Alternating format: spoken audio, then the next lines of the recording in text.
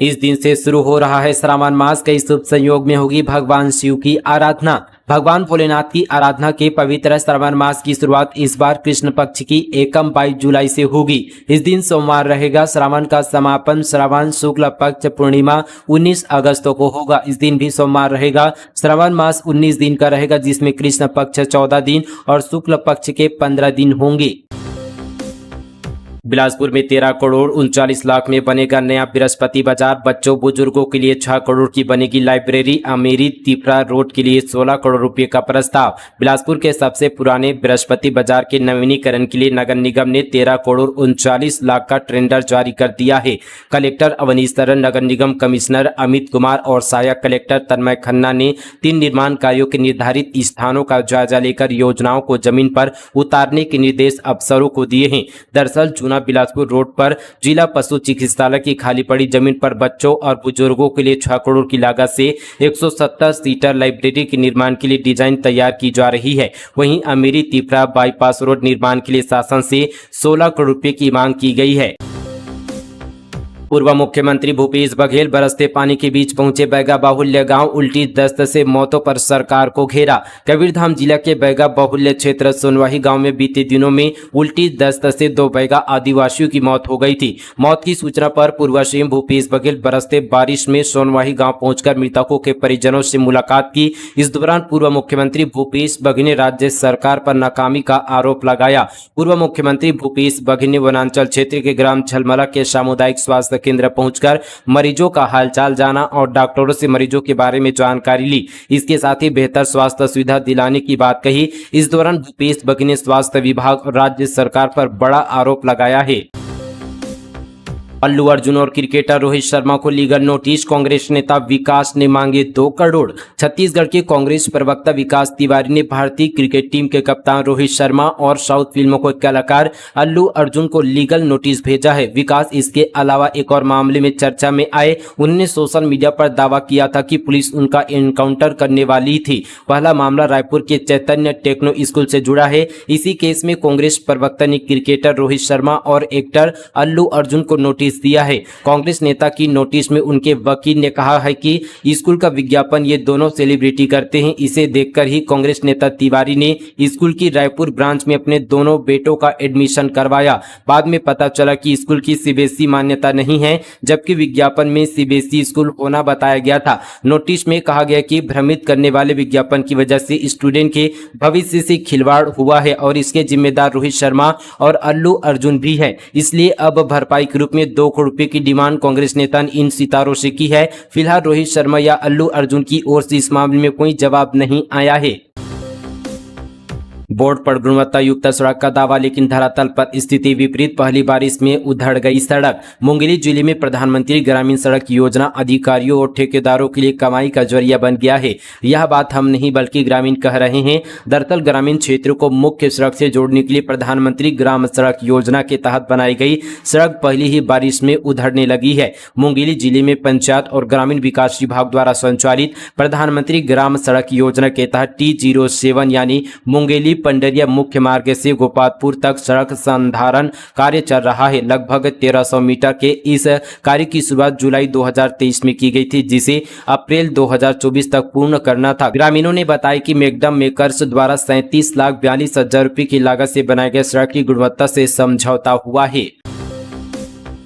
Distillery ने 4 साल में शराब बेचकर कमाए 1920 करोड़। असली नकली होलोग्राम की 3.5 करोड़ पेटी बेची। सिंडिकेट को दिया 319 करोड़ का कमीशन।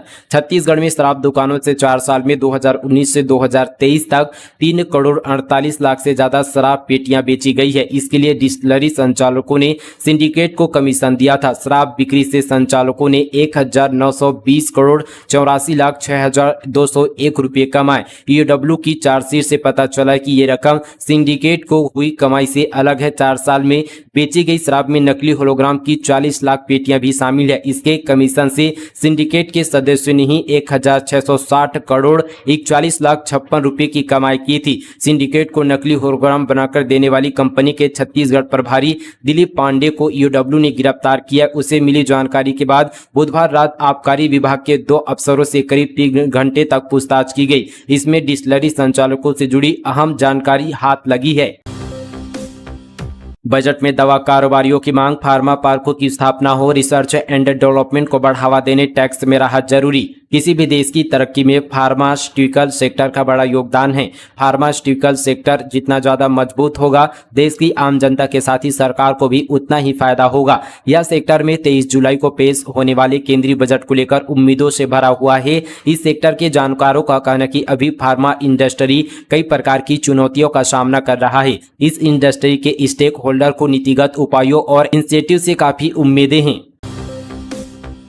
स्कूल जर्जर हुआ तो विधवा ने दिया अपना घर, बेटे के साथ झोपड़ी में रह रही गरियाबंद जिले के 750 स्कूलों का बुरा हाल। गरियाबंद जिले के मूड़ा गांव में स्कूल 3 साल से पीएम आवास में संचालित हो रहा है। ये आवास भी एक विधवा महिला ने दिया है। महिला का नाम गुनोबाई है, जो विधवा है। गांव के 22 बच्चों के भविष्य के लिए गुनोबाई ने अपने बेटे के साथ खुद झोपड़ी में रह रही है। बताया जा रहा है कि सरकार ने स्कूल मरम्मत के लिए 90 करोड़ रुपए मंजूर किए थे, जिसे 1300 स्कूल भवनों की मरम्मत होनी थी। अब तक सिर्फ 550 भवनों की मरम्मत हो पाई है। गरियाबंद जिले के 750 स्कूल जर्जर है, जिनमें मैनपुर ब्लॉक के मूड़ा गांव का चचरापारा प्राथमिक स्कूल भी शामिल है।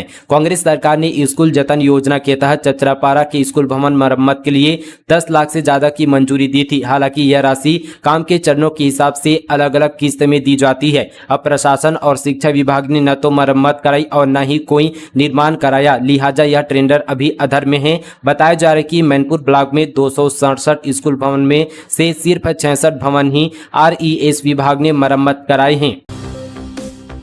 शाही और मंत्रियों ने रामलला को किया साष्टांग प्रणाम। अयोध्या में छत्तीसगढ़ के भाचा राम के जयकारे सबरी के बेर लेकर पहुंचे थे मुख्यमंत्री। सीएम विष्णुदेव साय समेत छत्तीसगढ़ के पूरे मंत्रिमंडल ने अयोध्या में रामलला के दर्शन किए। सीएम साय और उनके मंत्रियों ने रामलला को साष्टांग प्रणाम किया। अयोध्या धाम के छत्तीसगढ़ के भाचा राम जय श्री राम के जयकारे से गूंज उठा।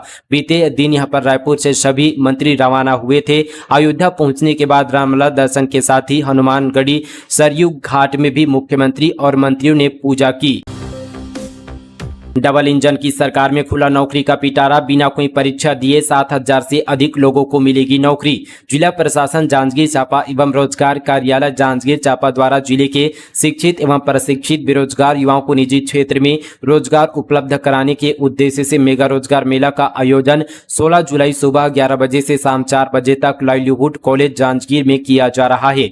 जिला रोजगार अधिकारी ने बताया कि मेगा रोजगार मेला में निजी क्षेत्र के 11 सेक्टरों में 30 निजी नियोजकों द्वारा 7233 पदों पर कार्यवाही की जाएगी। उक्त रोजगार मेला में मैकेनिक सेक्टर में 836, सिक्योरिटी सेक्टर में 2500, कृषि क्षेत्र में 113, फाइनेंस सेक्टर में 262, टेक्निकल सेक्टर में 480, सर्विस सेक्टर में 620, बीमा क्षेत्र में 163, हेल्थ सेक्टर में 242, शिक्षा सेक्टर में 5, गारमेंट सेक्टर में 2002 एवं ऑटोमोबाइल सेक्टर में 10 पद शामिल हैं। कुल यहाँ पर 7233 पदों के लिए शैक्षणिक योग्यता 8वीं, 10वीं, 12वीं, स्नातक, स्नातकोत्तर, ITI, डिप्लोमा, PGDCA आदि निर्धारित की गई है। जगदलपुर पुलिस ने पकड़ी 1 करोड़ रुपए की कार। कांकेर युवक ने दिल्ली से खरीदी लेकिन नाम नहीं कराया ट्रांसफर। छत्तीसगढ़ में बस्तर जिले की ट्रैफिक पुलिस ने लगभग 1 करोड़ रुपए की लग्जरी कार पकड़ी है। चालक पिछले 2 दिनों से जगदलपुर की सड़कों पर वाहन दौड़ा रहा था। दिल्ली पासिंग की महंगी कार और इसके तेज साउंड को देखते हुए पुलिस को शक हुआ और जांच के लिए कार को पकड़ लिया। कार के दस्तावेज खंगाले जा रहे। मामला सिटी कोतवाली थाना क्षेत्र का है। बताया जा रहा है कि कांकेर जिले के रहने वाले एक युवक ने कार को दिल्ली से करीब 30 लाख रुपए में सेकंड हैंड खरीदा है। जसपुर पुलिस ने दंगाइयों से निपटने किया मॉक ड्रिल। भीड़ पर काबू पाने आंसू गैस के गोले छोड़े, चलाई गोली, फिर एम्बुलेंस से पहुंचाया अस्पताल। जसपुर में दंगाइयों से निपटने के लिए मॉक ड्रिल किया गया। इसके साथ ही ग्राउंड में दंगा नियंत्रण उपकरण, टीयर गैस, फायर ब्रिगेड और हैंड ग्रेनेड का भी इस्तेमाल किया गया। इस अभ्यास में सावधानियों के संबंध में SP और एडिशनल SP ने भी निर्देश दिए। दरअसल दंगाइयों से निपटने के लिए रक्षित केंद्र में बलवा ड्रिल का अभ्यास किया। इस अभ्यास पुलिस के साथ अधिकारी कर्मचारी सहित तहसीलदार और नायब तहसीलदार भी उपस्थित रहे। बलवा ड्रिल भी पूरी प्लानिंग ASP अनिल सोनी ने की थी। रायगढ़ में फिर सक्रिय हुई पूर्व महापौर किन्नर मधुबाई। भाजपा कांग्रेस के दावेदारों के नाम आए सामने। छत्तीसगढ़ में निकाय चुनाव में प्रत्यक्ष मतदान की आहट होती ही रायगढ़ शहर में सियासी पारा चढ़ने लगा है।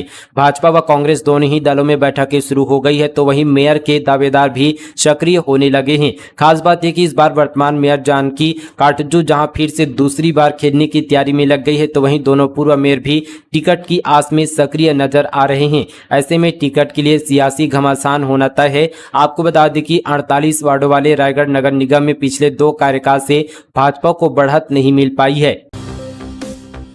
भाजपा पार्षद को घर से घसीटकर सड़क पर पटका। अतिक्रमण के खिलाफ नाराज महिलाओं का गुस्सा फूटा।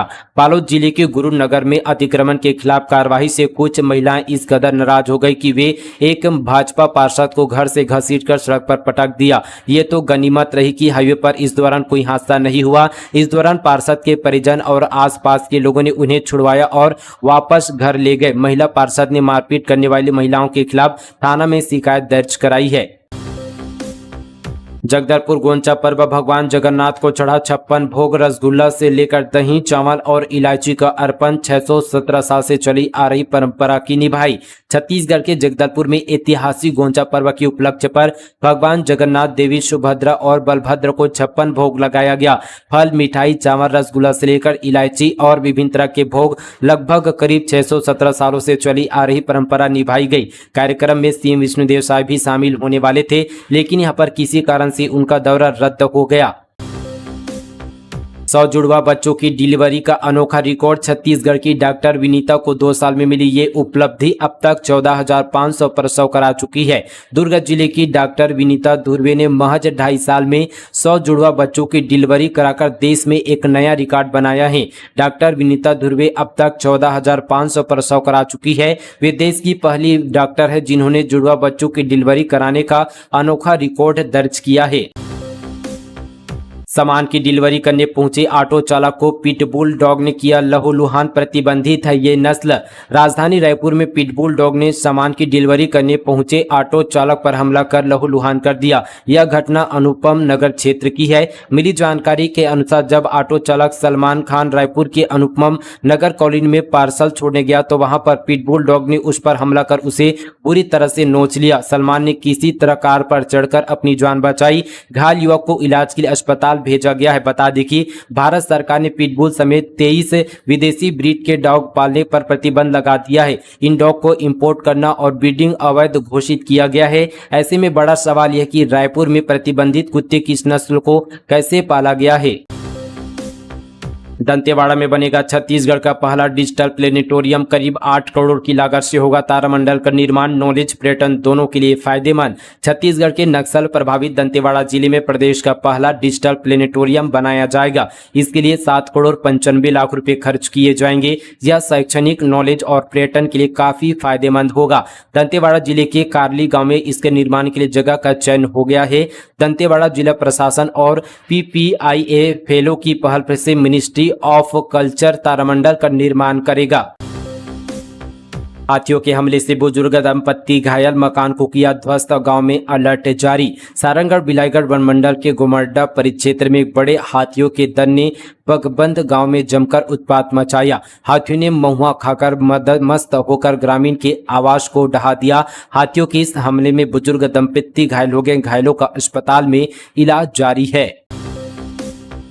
रायगढ़ के जंगल से 85 लीटर महुआ शराब जब्त। 1.5 किलोमीटर पैदल चढ़कर पहाड़ पर पहुंचा आबकारी अमला। खोज कर निकाली शराब। रायगढ़ जिले के पूंजी पथरा थाना क्षेत्र के जंगल में अवैध महुआ शराब बनाया जा रहा था। तभी आबकारी अमला मौके पर पहुंच गया, पर शराब तस्कर भाग निकले। मौके पर 85 लीटर अवैध महुआ शराब के साथ ही 500 किलो महुआ जब्त किया गया है। 2031 तक दुनिया की दूसरी सबसे बड़ी अर्थव्यवस्था बन सकता है भारत। RBI डिप्टी गवर्नर बोले 2060 तक देश में सबसे बड़ी अर्थव्यवस्था बनने की क्षमता। भारत को दुनिया की दूसरी सबसे बड़ी अर्थव्यवस्था बनाने के लिए 2048 तक का इंतजार नहीं करना पड़ेगा, बल्कि 2031 में ही देश इस उपलब्धि को हासिल कर सकता है। वहीं 2060 तक देश में दुनिया की सबसे बड़ी अर्थव्यवस्था बनने की क्षमता है। रिजर्व बैंक ऑफ इंडिया के डिप्टी गवर्नर माइकल पात्र ने यह बात यहां पर जो है लाल बहादुर शास्त्री राष्ट्रीय प्रशासनिक अकादमी में दिए गए भाषण में कही। उन्होंने कहा, अपने महत्वाकांक्षी लक्ष्यों को प्राप्त करने संकल्पों को देखते हुए यह कल्पना करना संभव है कि भारत अगले दशक में आगे निकल जाएगा। कार से तस्करी, मध्य प्रदेश निर्मित 22 पेटी अवैध शराब के साथ आरोपी गिरफ्तार। अवैध शराब को पकड़ने में कोतवाली पुलिस ने सफलता हासिल की है। तस्कर मध्य प्रदेश निर्मित शराब को कार से मध्य प्रदेश के बैतूल से छत्तीसगढ़ से जगदलपुर की ओर लाया जा रहा था। मामले में पुलिस ने एक आरोपी को गिरफ्तार किया है।